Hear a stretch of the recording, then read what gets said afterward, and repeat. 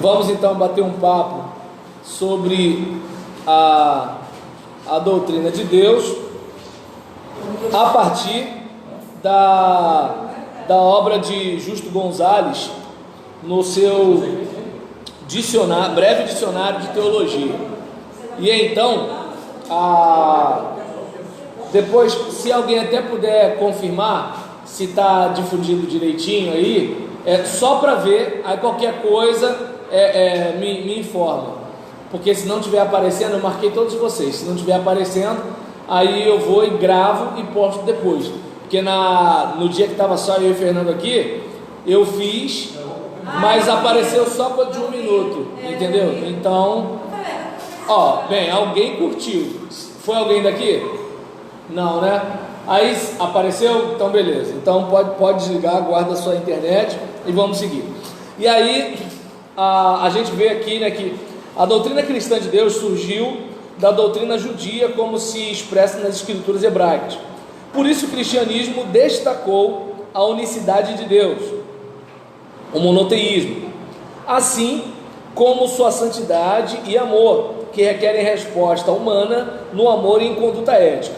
Nesse contexto, ainda considerando os limites do pensamento e da linguagem humana, Deus é descrito como um ser pessoal, e a linguagem sobre Deus tende a empregar expressões tomadas das relações humanas e interpessoais. Deus ama, é fiel, justo, etc. Até porque, como seres criados, a gente só pode atribuir a Deus coisas, né, que nós concebemos. Não tem como a gente atribuir a Deus alguma coisa relacionada estritamente a Deus, porque nós não teríamos como atribuir, certo? E aí, continuando, portanto, a primeira coisa que pode ser dita sobre Deus, segundo a doutrina cristã, é que Deus é uno. Mas a doutrina cristã característica sobre Deus é a trindade, que sustenta que esse Deus é uno, existe como 3 pessoas e que elas são uma, ao mesmo tempo em que são distintas entre si, são um só Deus. Mesmo que a doutrina da trindade não fosse expressa em sua fórmula definitiva, senão no século IV, aparece muito antes nos antigos documentos cristãos, e desde a data bem antiga aparece associada ao batismo. Vocês lembram, né? O nome do Pai, do Filho e do Espírito Santo, mediante o qual o crente se unia ao corpo de Cristo. Quando o cristianismo passou a se abrir para o mundo helenista, muitos criticavam seus ensinamentos como grosseiros ou irracionais. Visto que os cristãos falavam de um Deus que os olhos humanos não podiam ver e rejeitavam os deuses tradicionais, eles eram acusados de ateus. Pode parecer esquisito, né? Mas é histórico. Hoje também falam de Deus sem ver. Mas o que acontece que na nossa cabeça, o ateu é o que não acredita na existência de Deus. Naquele contexto deles, o que era Deus? Deus era algo que se refletia numa imagem, numa escultura, em alguma coisa do tipo. Aí vem os caras e adoram um Deus invisível. Qual é o desenho do seu Deus? Não tem desenho dele. Qual é a imagem dele? Não tem imagem dele. Qual é a estátua dele? Não tem estátua dele. Então vocês não creem em Deus, vocês creem num negócio aí qualquer, né? E aí nisso, continuando aqui, a própria ideia de que existia um só Deus parecia estranha, particularmente em um mundo no qual as tensões interculturais eram aliviadas mediante a prática da aceitação mútua dos deuses de cada parte. Então todo mundo se dava bem, porque tem o Deus da chuva, tem o Deus do sol, tem o Deus da não sei o que lá, tem o Deus de não sei o que, é o Deus do pessoal de lá, vamos fazer uma fezinha, né, no Deus de lá também, o Deus daqui, e vamos lá. Aí vem o pessoal exclusivista, só existe um Deus. E quem é esse Deus? É o meu. Fala sério. Aí já começa o tumulto, né? E então, diante de tais críticas, muitos cristãos recorreram às tradições filosóficas gregas que falavam de um ser supremo. Usaram particularmente a tradição eleática e platônica com sua visão de um mundo de ideias puras por cima desse mundo dos sentidos, e uma ideia suprema do bem e do belo que se encontra por cima de qualquer ideia. Os cristãos lhes recordavam que sábios como Parmênides e Platão haviam falado bem antes disso de um ser supremo, e diziam então que esse ser supremo não é outro senão Deus uno, santo e invisível do cristianismo. Por exemplo, vocês devem ter acompanhado um pouquinho, né, a treta depois da fala do pastor Ed Renekiewicz, quando ele falou que precisamos atualizar a Bíblia. E aí todo mundo começou a mandar um vídeo de 1 minuto mais ou menos, né, da fala dele. Depois ele fez um vídeo explicando o que ele queria dizer com atualizar a Bíblia. Mas aí teve gente que falou assim: eu não assisti tudo, mas ele continua sendo um herege. E aí teve, né, um teólogo, né, o pastor Iago Martins, que fez um comentário, né, sobre o Ed Renekiewicz, falando que o problema dele é que ele lia, quer dizer, ele tinha uma compreensão de Deus a partir de uma lente, né? Ele chamava até de mediação socioanalítica. E nesse caso, ele estava, como é que eu posso dizer? Dizendo que o problema do Ed Renekiewicz é que o Ed Renekiewicz olha a partir de. Só que, por exemplo, não tem como você fazer teologia se você não olhar a partir de. O problema é que, assim, a gente consolidou tanto o que a gente teve de produção teológica, debate teológico, discussão teológica, como se a coisa viesse pronta do céu, que a gente entende que muitas das coisas que foram construídas pela influência da filosofia grega, né, da política romana, de várias situações socioculturais, a gente desconsidera os aspectos humanos da construção do edifício teológico, que a gente hoje não discute mais, porque para a gente agora é algo que está fixo, mas que foi alvo de grande debate. Vocês viram, por exemplo, na aula de semana passada, quando eu fiz a resenha do livro História das Heresias, e eu usei o tema, né, heresias com boas intenções. Pelo menos só no meu Facebook ontem, na semana passada, eu atingi mais de 250 visualizações, porque alguém achou que eu devia estar falando de alguém, atacando o pessoal agora de confusão, né? E aí nesse caso, eu só estava fazendo uma resenha, né, de heresias ao longo dos primeiros séculos da igreja, mais nada, né? Quase que eu fiz assim, haha, e aí entendeu? Mas vamos lá. E aí nesse caso, a gente verifica que aqui a teologia dialogou com a filosofia grega. Ela bebeu das águas dos filósofos, né, tanto no aspecto pré-socrático, pós-socrático, né, e é claro que assim, não tinha como ser de outra forma, porque você não tem como pensar senão à luz do seu tempo. Não tem como, né? Então, como por exemplo, hoje a gente tem alguns embates. Por quê? Porque boa parte da nossa teologia, ela é edificada não no pensamento palestino, mas no pensamento europeu. Então, o que acontece? Nossa fundamentação não é uma fundamentação, grosso modo aqui falando, essencialmente no contexto como é que eu posso dizer, dos primeiros 50 anos da fé cristã, mas é algo que é consolidado à luz do iluminismo, reforma protestante, certo? E assim, tem uma série de situações que assim, é como camadas de tinta numa porta de madeira.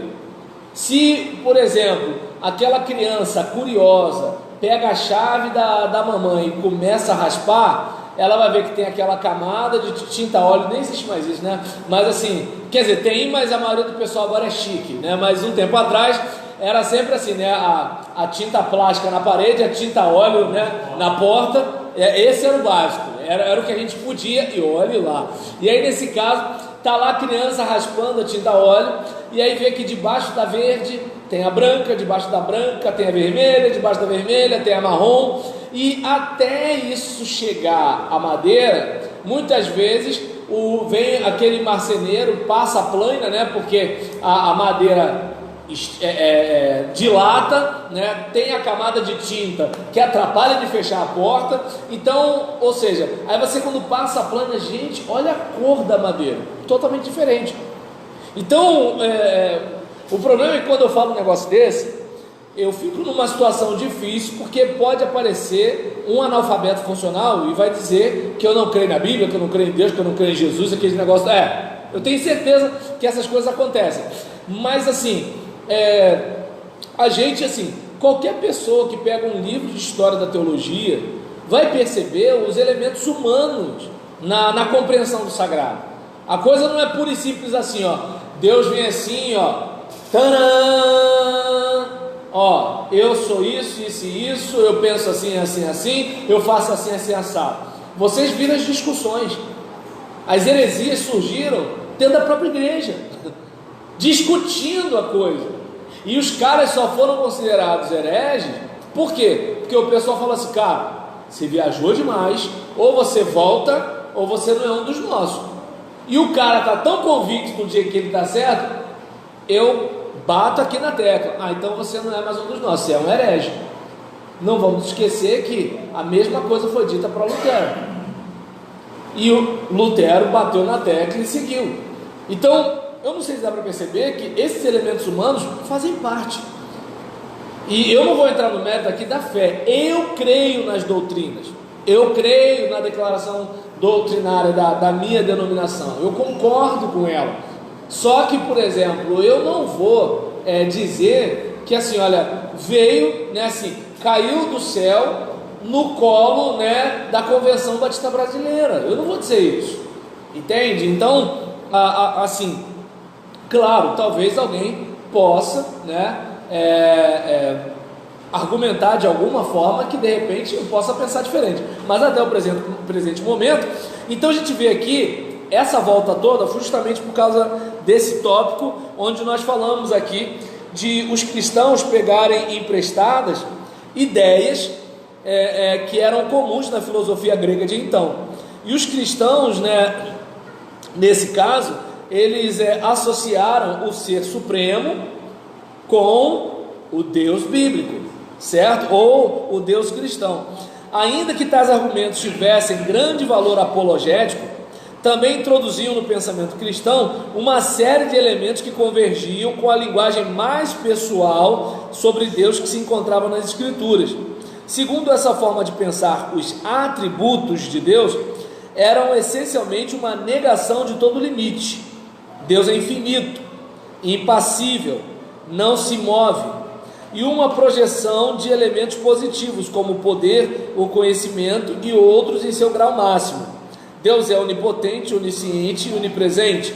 Então, a gente observa aqui que há um choque. Por quê? Porque Deus, ele é ele é pessoal, ele é supremo, e tentaram fazer o quê? Harmonizar o Deus da Bíblia com aquelas linguagens antropomórficas, em que você tem, todo mundo sabe que é antropomorfismo, né? Tranquilo? De boa? Foi? Pastor, nós podemos, a grosso modo, comparar Martinho Lutero com Paulo. Martinho Lutero não se conformando com as doutrinas do catolicismo, e Paulo lançando um fundamento novo, digamos assim, no meio daquela... A gente pode comparar todo mundo a todo mundo, certo? Isso a gente pode. A questão é em que nível vamos ficar. O único incomparável é Deus, porque a gente não sabe a dimensão dele. Mas agora, por exemplo, a gente pode comparar Maria Bethânia e Anitta. A gente pode comparar Paulinho da Viola, né, e Tico Santa Cruz. A gente pode comparar. A questão é em que nível.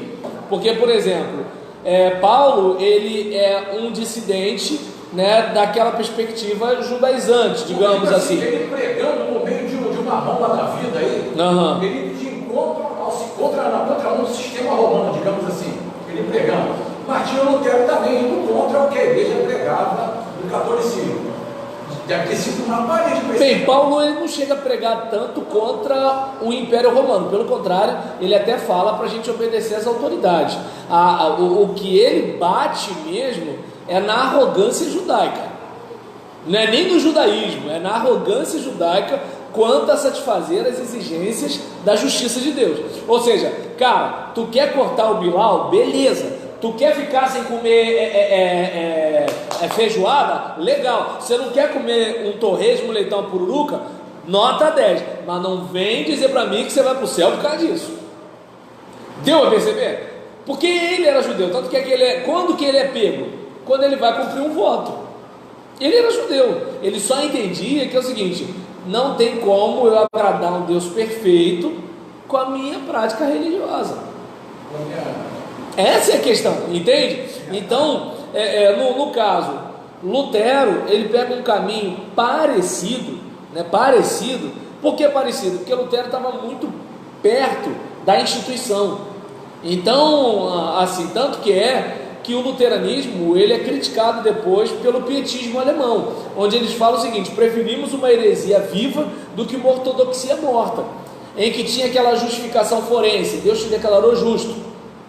Tá, mas peraí, essa justificação tem que ser experiencial. Então Deus declarou que tu é justo, tu vive a moda Bangu? Com todo respeito a quem mora em Bangu. Entende como é que é o negócio? Por quê? Porque o que acontece? Tá legal, Deus te declarou justo.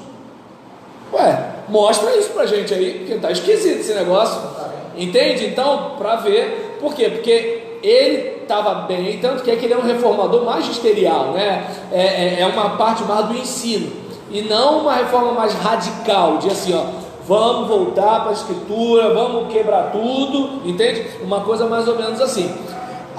Daí onde eu falo, comparar, a gente pode comparar, entende? Você, por exemplo, pode chegar e comparar Cláudio Duarte a Hernandes Dias Lopes. Comparar você pode.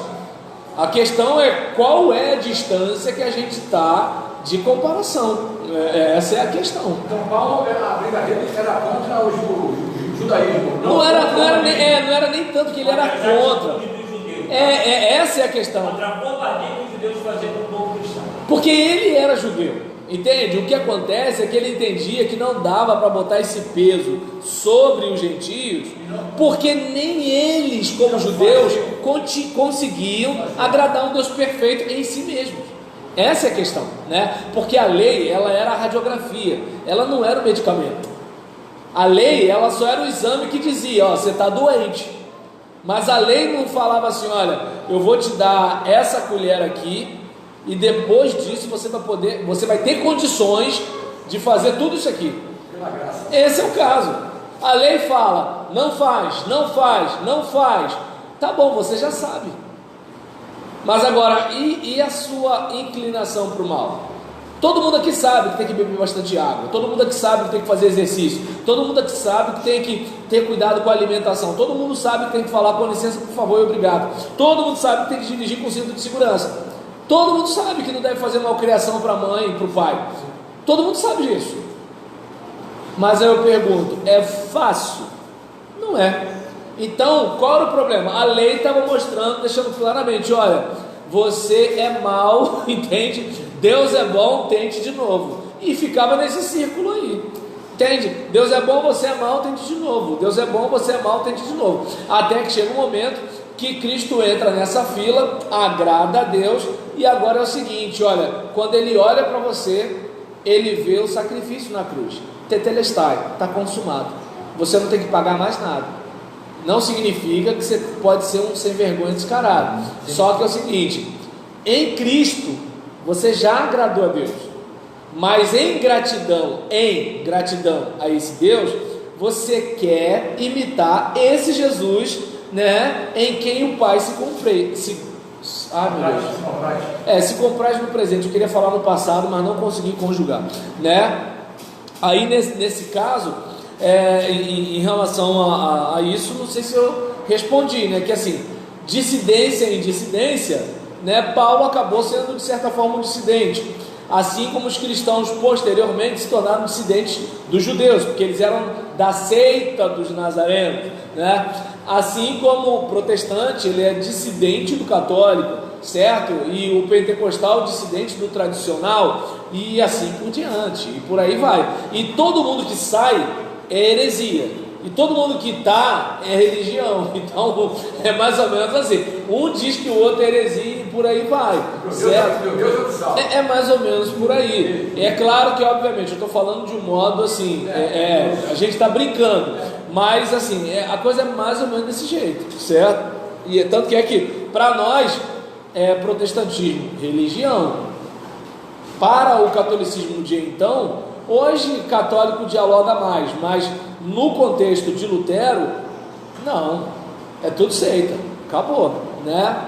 Seguindo aqui, até porque a igreja é uma só, eles aí, ó, esse monte de ramo aí agora aí para juntar, né?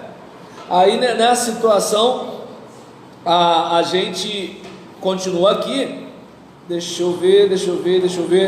Isso, uma vez dado esse passo, tornou-se comum que o passo aqui, como a gente falou, a questão de introduzir no pensamento cristão uma série de elementos que convergiam com a linguagem mais pessoal sobre Deus que se encontrava nas Escrituras.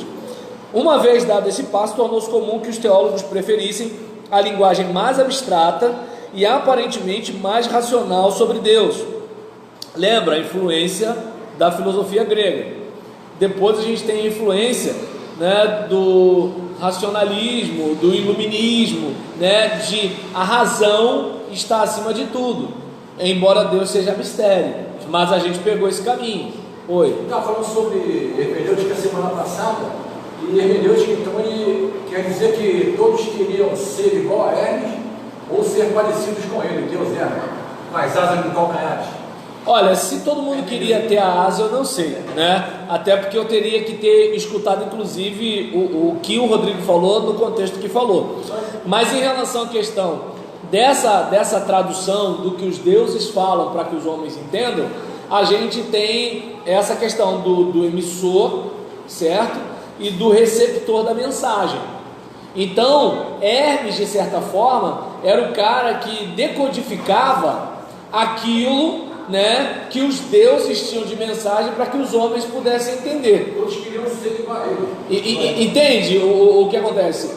Por exemplo, quando a gente pega a palavra hermenêutica emprestada de Hermes, né, derivada, melhor dizer, a gente, por exemplo, vai observar o seguinte: olha, o texto está lá dizendo, só que o texto ele está numa região totalmente distante da nossa, uma época totalmente distante da nossa, línguas totalmente distantes da nossa, expressões idiomáticas totalmente diferentes da nossa. Então, olha a distância que está. E aí, quando a gente, por exemplo, vai para a exegese, para extrair, né, coisas que estão de lá, garimpar, tentar entender aquela época, a gente vai também, com a hermenêutica, interpretar o que está acontecendo lá. Então, o que acontece? Qual é a parte complicada na hora da hermenêutica? Porque todo mundo que interpreta de um lugar. Tanto que a gente tinha nos mesmos Estados Unidos batistas escravocratas e batistas que não eram. Batistas que discordavam entre si quanto à escravidão. Tudo batista, tudo norte-americano, tudo Estados Unidos, mesma época. Teve até uma cisão. Por quê? Porque tinha um batista, né, que estava associado à escravidão, né, ao mercado, né, relacionado a trabalho escravo, em vez de trabalhar com a parte mais industrializada, mas a parte escrava. E aí nessa situação houve a ruptura, como assim? Não, a gente não vai trabalhar em parceria, não tem como ele trabalhar em parceria com quem escraviza pessoas.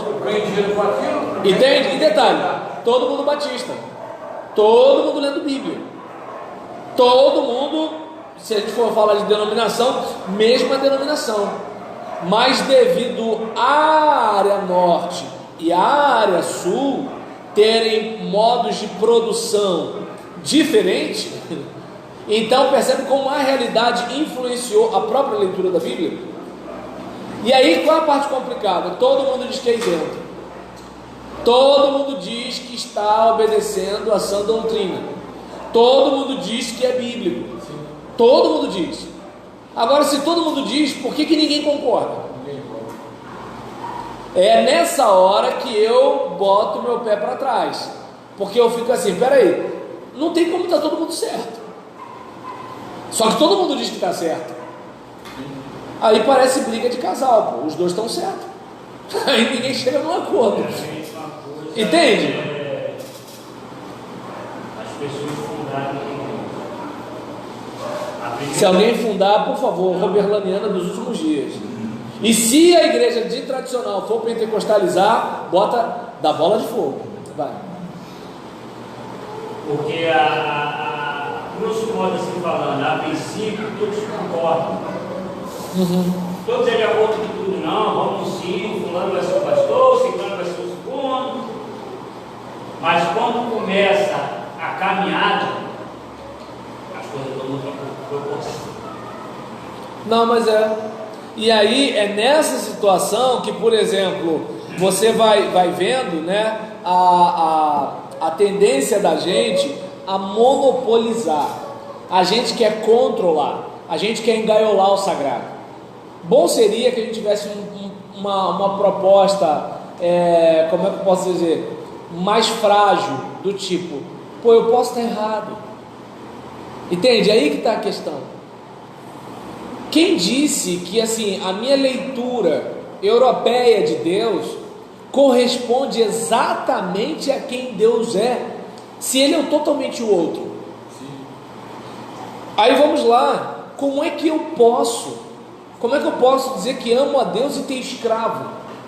É a influência sociológica do meio que eu vivo, só tem outra explicação, porque é a mesma Bíblia, no mesmo país, dos mesmos batistas, da mesma época. Entendimentos diferentes. Entende? Mesma época e mesma denominação e mesmo país.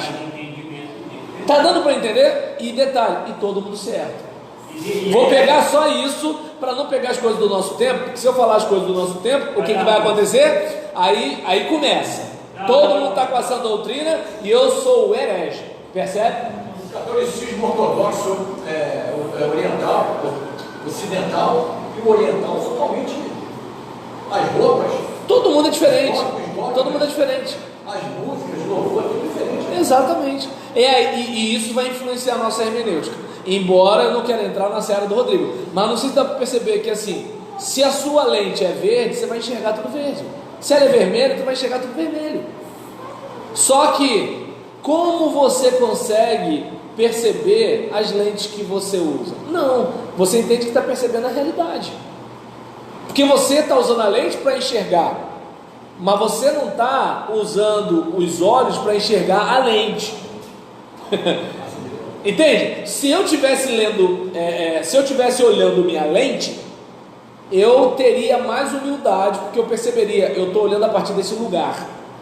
Agora, como eu não estou olhando a minha lente, eu estou olhando o texto, eu estou olhando a imagem, aí onde entra aquela seguinte situação, de assim, suponhamos que Deus seja a parede e a minha teologia seja uma projeção. A parede está lá, mas eu vejo a parede de acordo com a projeção que eu faço. Quando você bota o data show lá na igreja, o que aparece? A parede. Mas a parede aparece com a foto do pastor, aparece com a letra do cântico, aparece, está dando para entender? Com o vídeo, né, das mulheres, né, aquela coisa todinha. Então eu não sei se dá para perceber, mulheres que eu falo aqui, é vídeo das organizações, né, União Feminina, essas coisas. Não, alguém podia entender que o vídeo das mulheres na igreja, né, do jeito que Satanás exagera. Então aí nesse caso, não, tem que explicar tudo, entendeu? No mundo que existe o diabo, se bobear, alguém vai escrever, você já atualizou sua Bíblia hoje?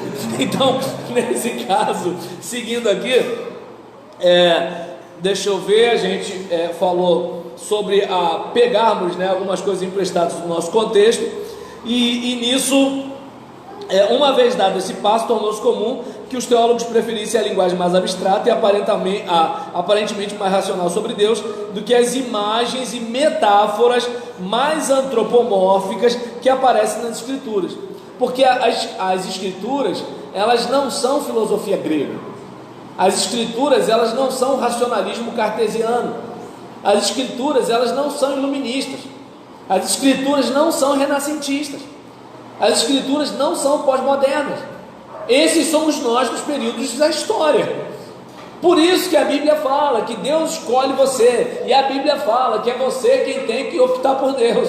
A Bíblia fala, está dando para entender que assim, olha, desde o ventre da tua mãe eu escolhi você. Aí no caso, escolhei pois a quem se vai. A Bíblia não tem essa preocupação lógica da filosofia grega, entende? Então aí o que acontece? A gente, nisso que vai colocando a lente no nosso tempo, a gente começa a dizer o que a Bíblia não está dizendo.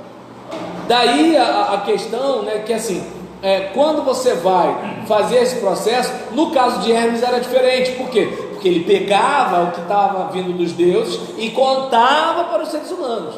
No nosso caso, a gente acha, a gente entende, a gente compreende. Vou dar um exemplo simples. Fui pregar numa igreja ontem, aí chegou uma irmã, cachecol, tal, no maior, né? Aí a outra irmã, eu estava lá para pegar aquele laserzinho, né, o álcool em gel para entrar. Aí as irmãs chegaram, eu sofrendo de simitidez aguda, estou prestando atenção na conversa delas.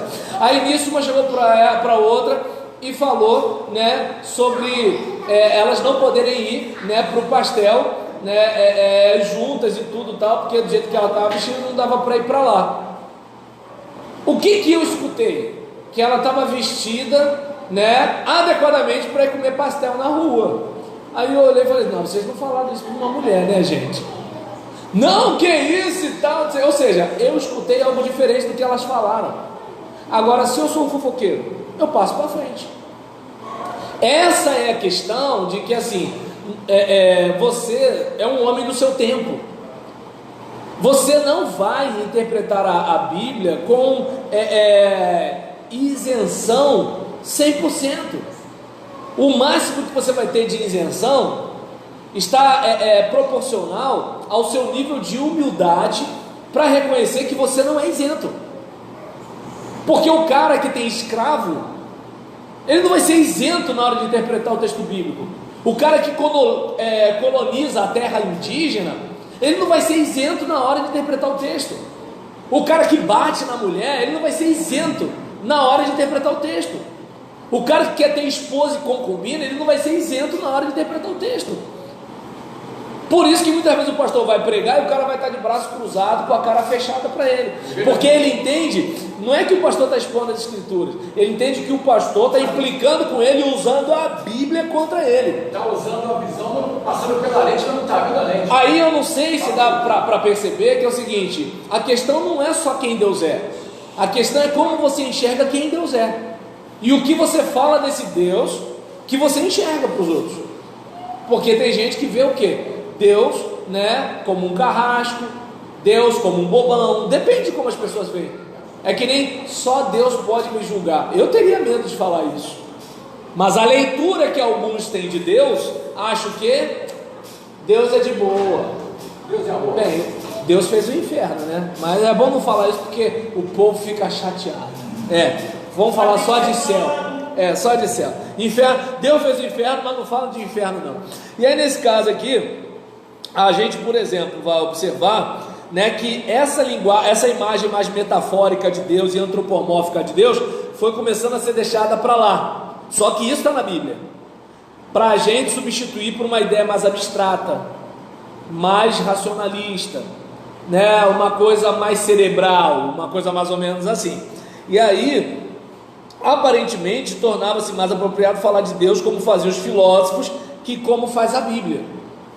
Continuando, esse meio termo entre esses dois modos de entender Deus continuou através de toda a história da teologia cristã. Aí é onde eu quero chegar. O que acontece? Às vezes tu vai conversar com um crente que não sabe que isso aconteceu, ou vai conversar com um líder cristão que até sabe que isso aconteceu, mas eu não sei explicar. É como aquela mulher que apanha do marido e fica assim: não, mas ele gosta de mim, ele é do bem e tal. Aí o trouxa do pastor vai se meter nesse negócio, ela ainda fica contra o pastor, a favor do marido, vai apanhar de novo, e se bobear, o marido bate nela, ainda bate no pastor que se meteu na situação. Está dando para entender? É a tal da síndrome de Estocolmo, né? A pessoa é maltratada e se apaixona pela pessoa que lhe maltratou. Isso é doença. E aí o que acontece? às vezes a pessoa assim, está lá. Aí o que acontece? O pregador ou o estudioso, ele finge que isso não aconteceu e ele fica só reproduzindo papel carbono para sua audiência. Aí aquela garotada vai para a faculdade e escuta coisas que deveria escutar do seu líder religioso, e escuta do cara da faculdade, que está revoltado com a igreja, que perdeu mãe com câncer, ele tem mágoa de Deus, entende? Que de repente foi coroinha na igreja, foi abusado por padre, ou então de repente o pastor catou a mulher dele, ele está com mágoa de Jesus. E o que acontece? Aí esse cara está lá na faculdade, descendo a lenha do evangelho, descendo a lenha na igreja, acontecendo esse monte de coisa, e aí aquela molecada, entende? De repente o camarada que tem uma questão homossexual latente, não patente, né? E aí acontece, ele olha para aquela situação e aí ele começa a ter justificativas para se desencaminhar da fé. Por quê? Vou pegar a minha experiência. Eu fui saber sobre não ter o final de Marcos 16 nos manuscritos mais antigos em obras de Testemunhas de Jeová. Não foi na minha igreja, não foi com o meu pastor, entende? Eu, por exemplo, fui aprender sobre a possibilidade de interpretação de anjos terem coabitado com mulheres em Gênesis 6 em livros de Testemunhas de Jeová, não com a minha liderança evangélica. E hoje eu sei que tem um livro de Enoque que fala sobre assuntos desse tipo e que de alguma forma isso dialoga com a epístola de Pedro e a epístola de Judas. Aí observa bem como é que é o negócio. Eu tinha que ouvir isso na minha casa, não na casa de terceiro. Então observa bem como é que assim, às vezes a gente fala assim, não vou falar de sexo para o meu filho para ele não pensar besteira. Não, pelo amor de Deus, você não vai sair por aí contando tudo, mas vai contando. Alguém pode até de escrever para olhar para mim. E o que acontece? Você não vai sair por aí contando tudo. Que só são pequenos, de burro não tem nada. E aí nesse caso, o que acontece? Por exemplo, você não vai sair contando tudo, mas o que perguntar você fala. Porque se você não falar, o filho do fulano vai falar. E sabe lá como? Exatamente. Ou de repente um coleguinha mais velho, ou de repente alguém que não era para ser coleguinha. Deu para entender? Na internet aí, ó, dentro de casa é mais criado na rua. Na internet. Esse é o caso, porque o ambiente virtual é um ambiente, o cara não está dentro de casa, entende? O senhor falou aí, É. o senhor falou interessante que... Mas esse é o New York Times, né? Esse é o mundo que a gente vive. Eu estava ouvindo hoje, tem um tal de Lucas, alguma coisa aí na internet aí. Deve ser o irmão do... Felipe Neto. Lucas Neto é o irmão dele. E eles estão aderindo ao fumo da maconha. E fumar maconha. E com isso, eles estão passando para quem os segue a respeito do que é bom, que não sabe o que está perdendo. A naturalidade. Aí vem o que o senhor falou, quando nós não ensinamos dentro de casa o porquê que não dá, o porquê exatamente. Que não pode, vem alguém na internet e ensina do jeito dele. E aí, a gente fez essa analogia não para discutir, né, a questão da família tradicional, mas para fazer uma analogia para o nosso contexto religioso, em que a gente assim, não, eu vou poupar o pessoal desses assuntos para eles não virarem hereges. Não, pelo contrário, talvez virem hereges justamente por achar que há mais honestidade no outro campo do que no campo ortodoxo. Então, peraí, não, nós cremos assim. Só, entendeu? Nós cremos assim. Essa é a nossa fé. Mas no decorrer da história aconteceu isso. E nós vemos Deus se manifestando através da política, da história, sociologia, tal. Nós vemos Deus. Nós cremos assim.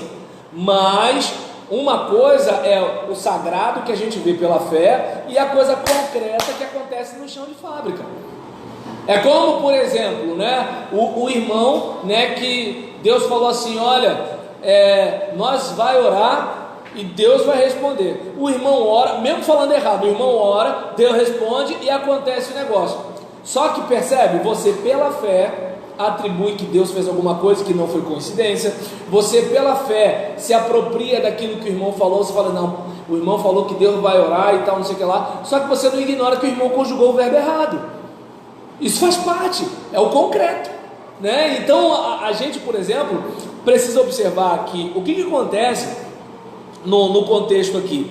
a gente vai começando a abandonar, né, aquela ideia de Deus metafórica e antropomórfica da Bíblia para uma ideia mais abstrata e racionalista da filosofia.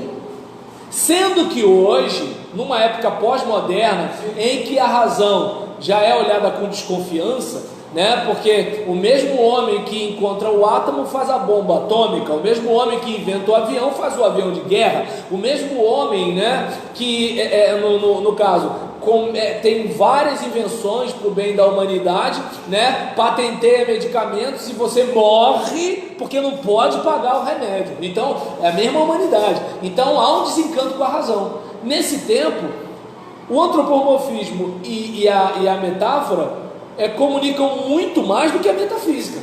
Não estou dizendo que a gente não vai usar a metafísica, porque é a nossa construção teológico-doutrinária. Mas agora, se você observar, a metáfora e a analogia participa mais.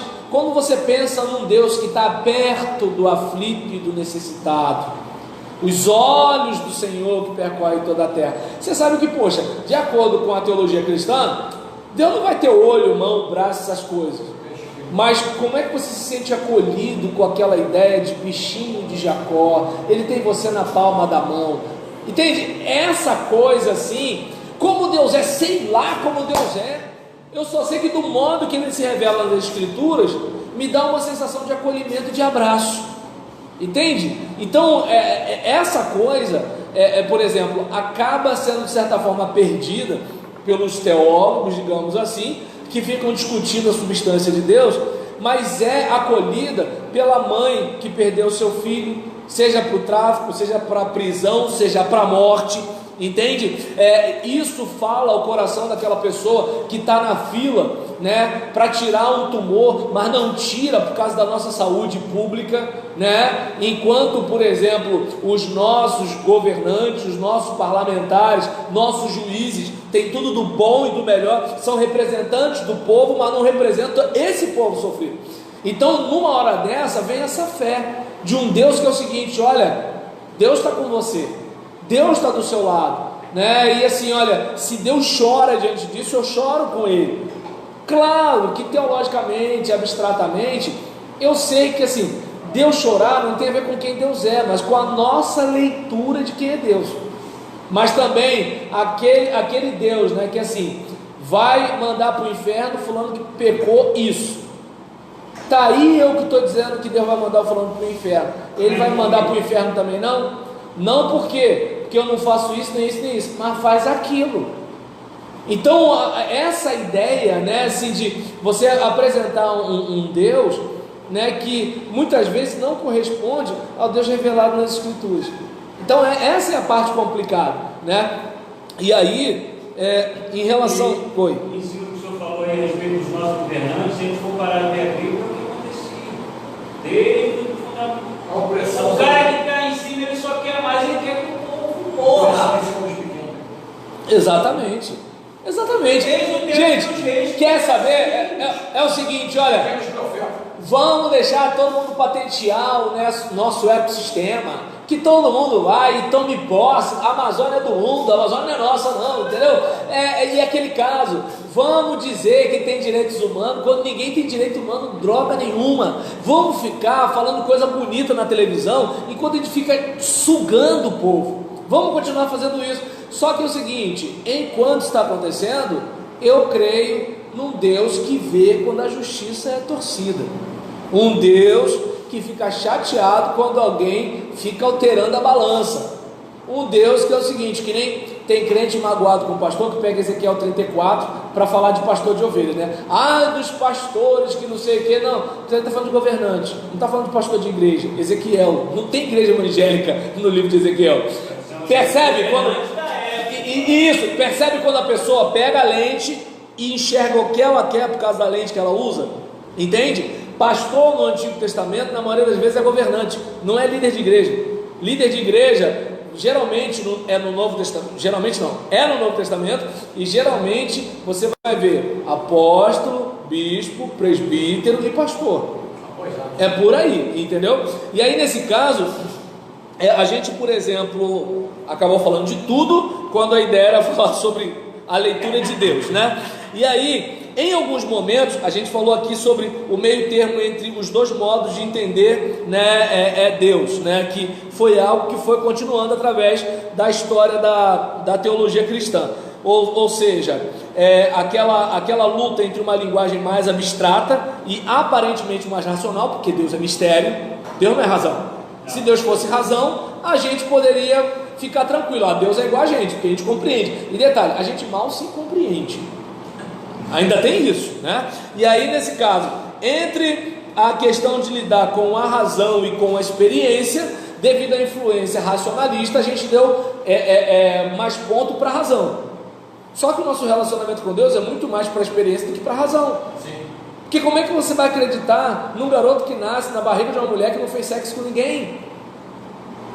Não, é simples não. Se fosse tua mulher, tu não ia achar que foi o Espírito Santo. Fala sério. Então, entende? Gente, pelo amor de Deus. Isso é fé, gente, não é razão. Quantos anjos no campo anunciaram que estava para nascer já o Salvador? Como é que tu não acreditava então? E o negócio é experiência, Só que a gente, devido à influência iluminista, a gente deixou a experiência meio que assim a segundo plano. É onde muitas vezes os pentecostais são desmerecidos por alguns cristãos de uma ala mais histórica, pelo fato de assim, porque a experiência cada um tem a sua, a gente vai para as escrituras. Concordo, só que é o seguinte, as escrituras falam de experiências.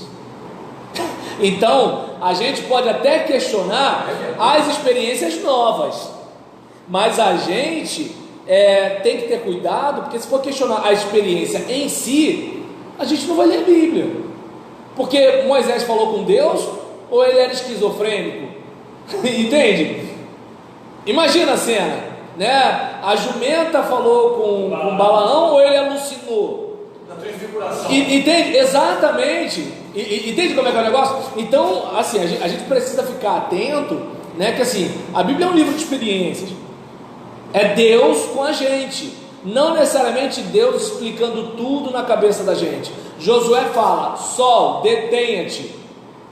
Peraí, mas de acordo com a nossa compreensão científica, não é o sol que para, é a terra. Só que Josué fala a partir do seu chão de fábrica. Josué fala como homem do seu tempo. Então você percebe que a gente está sempre botando a lente que a gente usa. Daí é onde eu fico pensando, quem não fala a partir de? Todo mundo fala a partir de. Todo mundo fala a partir de algum lugar. Quem não se baseia a partir de. Exatamente. É como, por exemplo, vamos lá. Vamos pensar, olha só. Eu, sou da linha de batista tradicional, você é da linha batista renovada. Apesar de batistas, nossa perspectiva é diferente. Aí, por exemplo, Gilson é de uma igreja neopentecostal, só que ele tem origem batista. Aí o que acontece? Aí, por exemplo, pensa assim, a igreja dele é uma igreja neopentecostal diferente. Por quê? Porque ela tem pessoas, de uma linha pentecostal clássica, tem pessoas de uma linha tradicional, tem aqueles que vêm de igreja pentecostal que não é mais pentecostal clássico há uns 20 anos mais ou menos, porque depois das igrejas neopentecostais, o pentecostalismo também mudou. Então, aí, por exemplo, observa, o que acontece? Aí muda tudo. Isso, exatamente. Você pode imaginar que um dia você teria o pastor todo de branco, espada de São Jorge, sal grosso. Olha como é que a coisa fica diferente. E aí você vê que, por exemplo, há um tempo atrás é o seguinte, se não está escrito na Bíblia, então é antibíblico. Depois, não, peraí, não está na Bíblia, mas é extra-bíblico. Antibíblico é se é contra o que a Bíblia está dizendo, aí é outra situação. Então, aí você vai vendo que assim, as coisas vão começando a mudar. Por exemplo, há um tempo atrás, a coisa mais normal do mundo era ter uma vara de goiaba em casa, e todo mundo com a perna marcada. Hoje, pela compreensão de violência doméstica, até os crentes que batiam nos filhos, corrigem os filhos falando assim: não bate no meu neto. Aí o filho fala assim: mas você me batia, mãe. Aí o que acontece? Mas tem que dialogar. Aí o que acontece? A pessoa ela não percebe que ela já mudou devido às questões culturais. Mas houve uma mudança, inclusive na leitura da Bíblia. Porque lá quando fala de vara, é vara mesmo. Lá quando fala de bater, é bater mesmo. Só que hoje isso é absurdo e hediondo. E eu não estou fazendo juízo de valor. Eu não estou defendendo a coça e não estou atacando as leis. Eu só estou dizendo, ó, sentiu, né? Aí o que acontece? Aí nessa situação, eu não sei se dá para a gente perceber. E olha que eu vim cheio de livro, vou parar nesse mesmo. Então, em relação a isso, eu não sei se dá para observar que muitas vezes a gente desconsidera essas questões e a gente acha que tudo sempre foi assim, sempre foi desse jeito, nada nunca mudou. Quando, por exemplo, você vê o que? Está escrito: ama o teu próximo e odeia o inimigo. Eu, porém, vos digo. Entende? Olha, Moisés liberou carta de divórcio. Eu, porém, vos digo. Então você vê que até o próprio Jesus, ele apresenta uma nova proposta, uma teologia que parece que está batendo de frente com a teologia de lá. Só que a questão não é isso. A questão é que é o seguinte: olha, eu sou o verbo encarnado, eu sou a palavra viva. Então eu estou aqui dizendo o que, por exemplo, o jurista acho que chamaria de espírito da lei, né? Então assim, o texto está dizendo isso. Só que é o seguinte, cara, o texto foi escrito num período, foi escrito numa época, exatamente como, por exemplo, fala Paulo aos Gálatas: a lei era como um aio, um paidagogos, um pedagogo, um cuidador de criança, para que você chegasse no nível que você já pudesse tomar algumas decisões. É como, por exemplo, vamos lá, pegar a situação, né, da Nívia tem 3 filhos, não é isso? E aí, por exemplo, tem ela que é pequena, tem a outra que é jovem, o mais velho é o homem, né? A mais velha, né? Então, os dois são adultos já. Aí o que acontece? Observa bem como é que são as coisas. Ela tem um jeito de tratar com ela e um jeito de tratar com os outros. Por quê? Porque eles chegaram no nível que, ó, se você não ouvir, você vai se lascar. No caso aqui é diferente. Mesmo sem ouvir, quem se lasca é ela. Então, tá dando para entender assim? A questão é que assim, você, por exemplo, tá no estágio teológico, ó, é assim.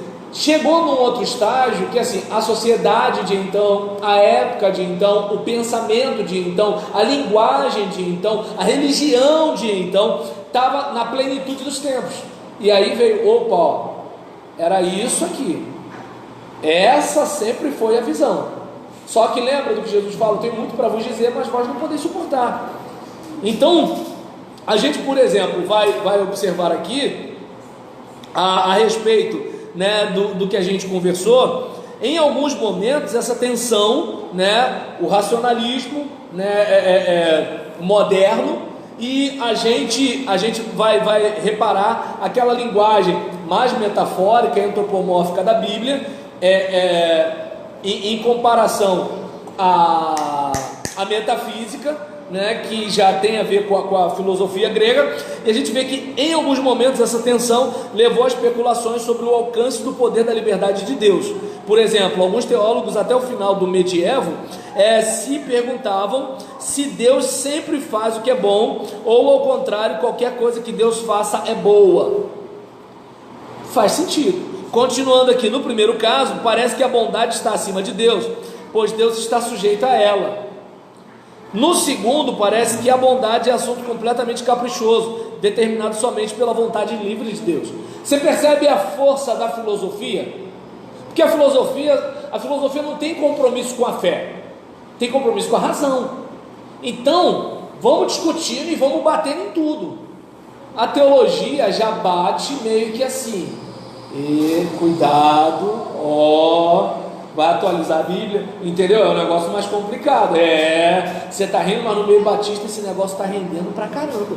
E aí nesse caso aqui, continuando, né? Que nem um amigo meu, amigo, hein? Falou assim: Roberlan, cuidado com o humanismo existencialista, porque os ortodoxos vão ficar de olho em você. Aí nesse caso, me botando medo, eu falei: eu quero que alguém me mostre onde eu não sou ortodoxo. Possivelmente vai ser um supralapsário, fundamentalista ou literalista que vai ficar no meu pé. O supralapsário é aquele, grosso modo falando, é aquele que Deus programou você para ir para o céu e programou a nível para ir para o inferno, uma coisa mais ou menos assim. Vocês só estão aqui fazendo a vontade do decreto de Deus, né? É uma coisa mais ou menos assim. O fundamentalista é meio que assim, ele está mais preso ao livro em si, né? Mais preso ao livro em si do que a mensagem que o livro traz, grosso modo também. Eu tenho um vídeo que fala sobre isso, né? E o literalista é meio que, se a Bíblia falou que são 6 dias de criação, foi 6 dias de 24 horas, quando a palavra yom no hebraico não está falando de dias de 24 horas, está falando de período, e período pode ser qualquer coisa. Entende? É que nem, por exemplo, entende? Porque é o seguinte: período pode ser de hora, dia, mês, ano, semestre, década, período. Os anos de vida de Matusalém. Deu para entender? Então, a gente, por exemplo, vai observar aqui, né, que havia essa discussão filosófica. E continuando, né, como formas de sair dessas dificuldades, alguns desses teólogos propuseram uma distinção entre o poder absoluto de Deus e o poder ordenado de Deus, limitado por essa decisão soberana de Deus. Assim, mesmo que o poder de Deus determine o que é bom, Deus decide livremente limitar-se a essa determinação, e portanto é certo tanto que qualquer coisa que Deus faça é boa, como Deus sempre faz o que é bom, ao mesmo tempo em que se rechaçou boa parte da especulação medieval sobre os atributos de Deus.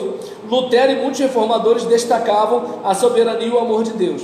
Esses dois elementos hão de manter-se sempre em tensão, soberania e amor, né? Como se vê deixa eu ver aqui, na afirmação de Lutero, no sentido de que lhe era impossível amar o Deus soberano, que lhe parecia um juiz implacável e assustador, né? E aí, conhecer Deus é conhecer o amor de Deus, embora não tem para onde correr, gente. De acordo com as escrituras, Deus mandou um monte de coisa que a gente fica chocado, e Deus ama a gente, que a gente entende o seguinte: Senhor, com todo respeito, o Senhor está errado, entendeu? E assim, tem coisa que aí eu falo, se for pegar o caminho da razão, vai dar ruim, tem que ser o da fé. Como diz a música do Thales Roberto, né? Antes dele falar que ele era acima da média, depois que ele foi falar que era acima da média, o mesmo povo que botou ele lá em cima, botou ele lá embaixo. O povo é sinistro, né, cara? O povo chama você de Ronaldinho Fenômeno, depois de Ronaldo Gordo. E aí nesse caso, mais ou menos assim. Um dia você é o bruxo do futebol, no outro dia você é o criminoso do Paraguai. E aí nesse caso, fica nessa de ficar recebendo aplauso do povo. Então, né, tudo bem que alguém disse, né, que a voz do povo é a voz de Deus, mas a voz do povo é a voz do povo. Acho que foi Pelé, não foi não? Não? Dá um Google aí, depois você me conta. E aí nesse caso, né, conhecer Deus é conhecer o amor de Deus. Conhecer Deus é sentir-se assustado pela grandeza de Deus, né? Então a gente observa daqui, seguindo Lutero, Calvino tratou de manter esses elementos em tensão, e essa tensão é ainda uma das características da tradição reformada, tradição que em seus melhores momentos tem insistido que o propósito da religião não é a salvação pessoal, mas o serviço e a glória de Deus. Por isso que, de certa forma, o cara que vai para o inferno não deixa de estar glorificando a Deus, né? Claro, ele está glorificando a Deus sendo atormentado, mas ele está, né, como assim, você não é o eleito, né? E Deus vai punir quem lhe rejeita. Só que você rejeita porque você já foi criado, programado para isso. Deus já estabeleceu, já decretou. Deus elegeu o Luiz Augusto, mas não elegeu, eu ia falar a Patrícia, mas já mandei a Nívia para o inferno, né? Mandar para aí, vai parecer que eu sou misógino. Então, desculpa, foi mal, Renato, você é o preto mais perto aí, né? Porque se eu mandar o Fernando, é racismo mais inverso, né? mundo está ficando tão complicado, já dizia Renato Russo, né? E aí, por exemplo, a gente vê que assim, aí Deus vai, né, decreta, ó, eu escolhi Luiz Augusto, ele vai para o céu. O Renato pode até estar querendo ir, ele vai para a igreja, ele canta hino, canta louvor, né? Mas não adianta, está decretado, vai para o inferno. Então, aquelas pessoas que falam que são os filhos da perdição, né? É mais ou menos por aí, exatamente. Aí usam até a situação de Judas, exatamente. Entender que a predestinação para algumas pessoas que vieram para cumprir a palavra, fazendo as voltas já a predestinação para todos. Você que é predestinado para essa salva, você foi. Porque acontece o seguinte: a predestinação é uma doutrina bíblica, só que arminianamente você a entende de um jeito e calvinistamente você entende de outro. Certo? O problema é que os dois estão com a razão. Aí dá ruim. Quando a Bíblia fala de você escolher e fala de Deus escolher. A Bíblia fala da sua liberdade e responsabilidade de um lado e fala da soberania e do amor de Deus do outro, como face da mesma moeda. Percebe que assim, aí a gente pega a Bíblia e tenta encaixar dentro da razão, aí a gente tem essa situação, né? Não estou dizendo que a gente não deve pensar. Só que é o seguinte, mistério é mistério, gente. E aí, a gente assim, para a gente não perder, né, o nosso lanche, vamos tentar concluir pelo menos esse bloco aqui. E aí, seguindo Lutero, eu já falei essa parte, deixa eu ver aqui. Isso, a questão da glória de Deus, não necessariamente a salvação. A glória de Deus é que é um negócio. Outro tema importante para a teologia cristã tem sido a maneira pela qual os seres humanos têm o conhecimento de Deus.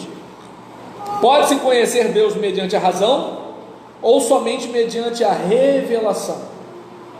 Embora alguns teólogos tenham sustentado que a razão humana basta para o verdadeiro conhecimento de Deus, muitos outros sustentam que, enquanto a razão nos diz que há um Deus, não pode nos dizer de sua atitude de amor para conosco, como a graça, ou de sua vontade para as nossas vidas, certo? A existência de Deus pode ser provada por meios puramente racionais. Como? Os argumentos mais comuns partem da existência do mundo, e sobre essa base sustentam que o mundo requer uma causa primeira, como argumentos, né, que a gente já falou em outros vídeos e em outras aulas, certo? A questão inclusive da causalidade. Outros argumentam que a natureza de Deus é tal que a própria ideia de Deus inclui a existência, de tal modo que é impossível pensar que Deus não exista. Falamos também de ontologia, a gente tem vários vídeos, né, falando sobre ontologia para mais tarde, caso vocês queiram, né, se deliciar nas férias pensando ontologia, né? E aqui nesse caso, naturalmente, a preferência de cada teólogo por um ou por outro desses argumentos está ligada estreitamente à sua epistemologia, à sua teoria do conhecimento, né, ao seu modo de conhecer a realidade. Por outro lado, alguns teólogos sustentam que, ainda que se tais argumentos fossem verdadeiramente irrefutáveis, somente provariam a existência de uma primeira causa ou de um ser necessário, mas não do Deus de amor da fé cristã. Porque o Deus de amor da fé cristã é revelado pelas Escrituras. Ou seja, você não tem para onde correr, você tem que ir para a fé. Por exemplo, sem Bíblia, você pode no máximo entender que tem algo maior, que há alguém maior, e isso você até pode ir. Agora, no Deus que amou o mundo de tal maneira que deu seu Filho unigênito para que todo aquele que nele crê não pereça, mas tenha vida eterna, revelação. Não tem para onde correr, né? Oi. É errado fazer o certo? Dizer esta palavra, o Deus da fé cristã é quem se revela a nós? É Ele quem se revela a nós? Bem, eu tenho que ter cuidado porque eu não sei quem é o autor dessa frase. Não, foi a mim. Ah, você? Não, eu digo na realidade pela palavra. Ele se obedece. Bem, se foi pela palavra, quem sou eu para falar alguma coisa?